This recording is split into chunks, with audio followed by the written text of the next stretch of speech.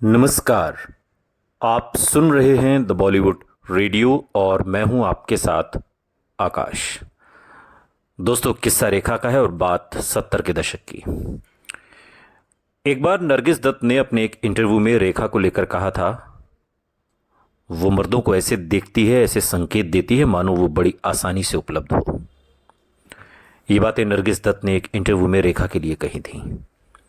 निजी जिंदगी में चल रही तमाम दुश्वारियों के बावजूद 70 के दशक में रेखा का फिल्मी करियर बुलंदी पर था। हालांकि कला फिल्मों के जरिए शबाना आजमी और स्मिता पाटिल जैसी अभिनेत्रियां अपने किरदारों के लिए खूब तारीफ बटोर रही थी, लेकिन उनकी चमक और शोहरत हेमा मालिनी, रेखा और जीनत अमान जैसी मसाला फिल्मों की कामयाब हीरोइनों के सामने फीकी सी रहती थी।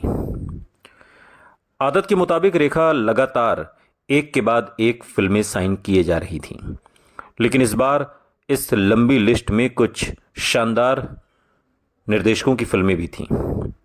इनमें ऋषिकेश मुखर्जी की खूबसूरत, जो साल 1980 में आई, विजय आनंद की राम बलराम, श्याम बेनेगल की कलयुग जो 1981 में आई, गोविंद निल्हानी की विजेता 1982 और रेखा के करियर की सबसे शानदार फिल्म मानी जाने वाली उमराव जान 1981, ये फिल्में भी शामिल थी। हालांकि रेखा औने पौने तरीके से फिल्में साइन करती थी, लेकिन इस सूची में ये कुछ शानदार फिल्में भी साइन हो गईं।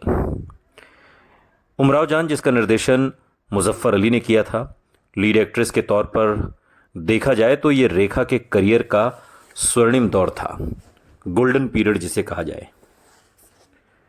बॉक्स ऑफिस पर रेखा का जलवा 1979 में भी कायम रहा। अहिंसा और जानी दुश्मन की तरह ही कर्तव्य में भी धर्मेंद्र के साथ उनकी जोड़ी काफी पसंद की गई। कर्तव्य के डायरेक्टर मोहन सहगल थे, जिन्होंने सावन भादो फिल्म के साथ रेखा को बॉलीवुड में लॉन्च किया था। पहली ही फिल्म में और पहले भी फिल्म कीमत में रेखा और धर्मेंद्र पर एक बोल्ड रोमांटिक गाना फिल्माया जा चुका था, जैसा कि पहली फिल्म सावन भादो में नवीन निश्चल के साथ था। और धर्मेंद्र के साथ फिल्म कीमत में रेखा का ये बोल्ड गाना काफी सुर्खियों में भी रहा। और एक बार फिर कर्तव्य में भी बॉलीवुड सिनेमा के सबसे हॉट गानों में शुमार किया जाने वाला गीत दूरी न रहे कोई रेखा और धर्मेंद्र पर फिल्माया गया। हालांकि रेखा और धर्मेंद्र की जोड़ी फिल्मी पर्दे पर खूब जमती थी, लेकिन प्रेस में इस जोड़ी की ऑन स्क्रीन केमिस्ट्री की बजाय रेखा और उनकी नज़दीकियों की ज़्यादा चर्चा थी। उनकी यानी अमिताभ बच्चन। अमिताभ बच्चन भी रेखा के साथ उस वक्त उन दो फिल्मों में काम कर रहे थे जिन्होंने 1979 में सबसे ज़्यादा कामयाबी हासिल की थी। वो फिल्में थी मिस्टर नटवरलाल और सुहाग। एक तरह से देखा जाए तो उस समय अमिताभ अपने स्टारडम की बुलंदी पर थे, क्योंकि एक साल पहले ही उनकी फिल्म डॉन ने बॉक्स ऑफिस पर तहलका मचाया था। मिस्टर नटवरलाल एक बदले की कहानी थी, जिसमें कॉमेडी का तड़का भी लगा हुआ था। हिंदी सिनेमा में आमतौर पर किसी एक्टर और एक्ट्रेस की जोड़ी पर फिल्माए गए गाने ही लोगों के जहन में उनकी याद के तौर पर बसे रहते हैं। एक तरफ जहां मुकद्दर का सिकंदर के गाने सलामे इश्क मेरी जां जरा कबूल कर लो, इस गाने को रेखा और अमिताभ की इश्क की कहानी के साथ जोड़ दिया गया, तो वहीं फिल्म मिस्टर नटवरलाल के गीत परदेसिया ये सच है पिया देखकर दर्शकों को मानो ये लगा कि जैसे रेखा ने खुद ही सारे जमाने के सामने अमिताभ से अपनी मोहब्बत का इकरार कर लिया हो। फिल्म के डायरेक्टर राकेश कुमार थे, जिन्होंने पहले भी इस जोड़ी के साथ सुपरहिट फिल्म खून पसीना दी थी, और 1999 के अपने एक इंटरव्यू में उन्होंने उस वक्त की यादें साझा करते हुए एक इंटरव्यू के दौरान खुलकर बात की थी और उस फिल्म की शूटिंग और उस दौर के किस्से सुनाए थे।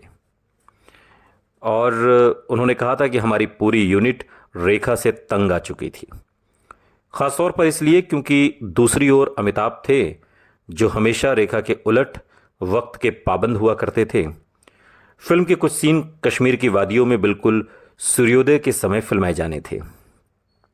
हालांकि अमिताभ के लिए इसमें कोई बड़ी बात नहीं थी क्योंकि वो समय के पाबंद थे और ख़ास ख्याल रखते थे, लेकिन हर किसी को लग रहा था कि रेखा तो कभी समय पर आ ही नहीं सकती। राकेश बताते हैं कि हर कोई ये देखकर हैरान रह गया कि वक्त पर पहुंचने के लिए रेखा सुबह 2 बजे उठने लगी थी और मेकअप करवाने के बाद सेट पर पहुंचने के लिए 4 बजे होटल से निकल जाती थी। ये कमाल का बदलाव था और शायद अमिताभ की वजह से था। उस जमाने के डायरेक्टर भी इस कथित प्रेम संबंध का फायदा उठाने में नहीं चूकते और जानबूझकर ऐसे सीन और डायलॉग रखते थे जिसमें इस प्रेम कहानी की झलक नजर आती हो। मिसाल के तौर पर मिस्टर नटवरलाल फिल्म का ही एक सीन है जिसमें रेखा अमिताभ से कहती हैं, मैं तेरी दासी हूं, और वो इसके जवाब में कुछ इस तरह की बात करते हैं कि मुझे कोई दासी वासी नहीं चाहिए। पत्रकार और लेखक जेरी पिंटो के मुताबिक ये सीन मुकम्मल तौर पर उनकी जिंदगी की सच्चाई को बयां करने वाला लगता है, जहां एक गांव की गोरी जो कि सुंदर है लेकिन बिना सलीके वाली है, एक मिडिल क्लास शहरी लड़की बनने की कोशिश कर रही है। वो अपने इश्क का इजहार करती है लेकिन उसे ठुकरा दिया जाता है। इसी साल अमिताभ बच्चन के साथ रेखा की एक और सुपरहिट फिल्म आई, सुहाग। इस फिल्म में भी डायरेक्टर मनमोहन देसाई ने अपने मशहूर खोया पाया फॉर्मूले को अपनाया, जिसमें एक भोली भाली लड़की जिसकी मोहब्बत, मिलने बिछड़ने का खेल, कुछ कर्णप्रिय गाने भी इस फिल्म में रहे। मसलन 18 बरस की तू होने को आई और तेरी रब ने बना दी जोड़ी। ये वो गाने थे जो आज भी उतने ही लोकप्रिय हैं। आज भी इनकी लोकप्रियता कम नहीं हुई। अगर आप 70s, 80s, 90s के गाने सुनते हैं तो फिर आपकी प्लेलिस्ट में ये दोनों गाने भी ज़रूर होंगे। हमेशा की तरह खालिस मर्दवादी और पाखंडी रवैया अपनाते हुए फिल्म इंडस्ट्री ने उनके कथित प्रेम संबंधों के लिए अकेले रेखा के ऊपर तोहमतें लगानी शुरू कर दी, जबकि उनके प्रेमियों के बारे में आम तौर पर कुछ नहीं कहा जाता था। जितेंद्र, धर्मेंद्र, सुनील दत्त और फिर अमिताभ बच्चन के साथ प्रेम संबंधों की खबरों के उछलने के बाद रेखा की तस्वीर ऐसी बनाई जाने लगी मानो वो हर शादीशुदा आदमी के लिए किसी खतरे की तरह हों। उनके लिए बड़ी ही लापरवाही के साथ सस्ते शब्दों जैसे कि आदमखोर, अति कामुक और सेक्स किटेन का इस्तेमाल किया जाने लगा।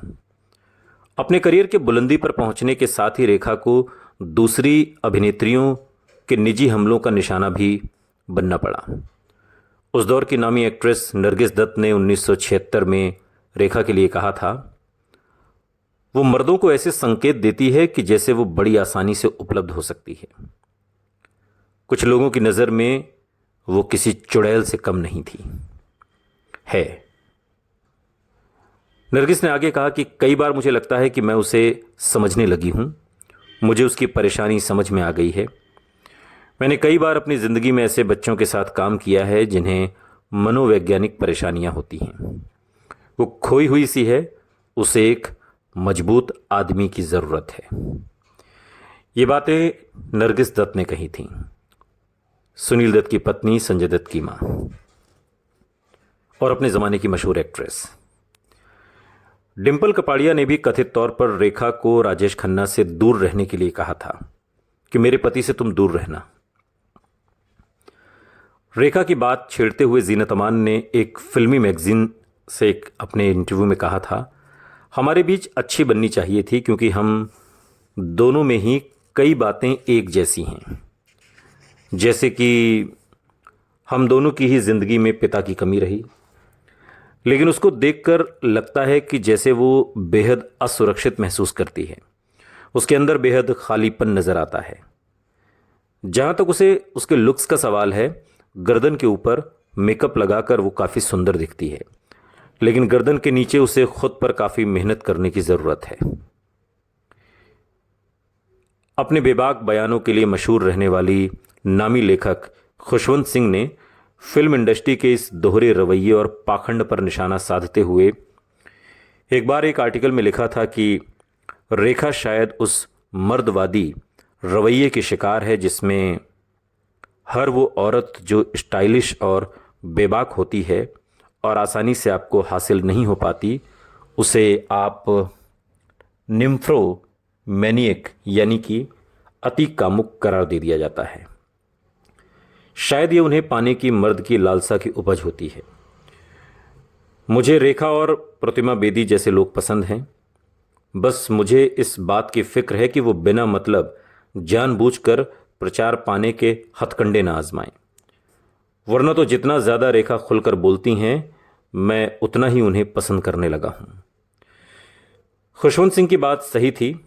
रेखा के अगले कदम ने तहलका मचाया। अगला कदम क्या था, यह हम आपको अगले पॉडकास्ट में सुनाएंगे। सुनते रहिए द बॉलीवुड रेडियो, सुनता है सारा इंडिया।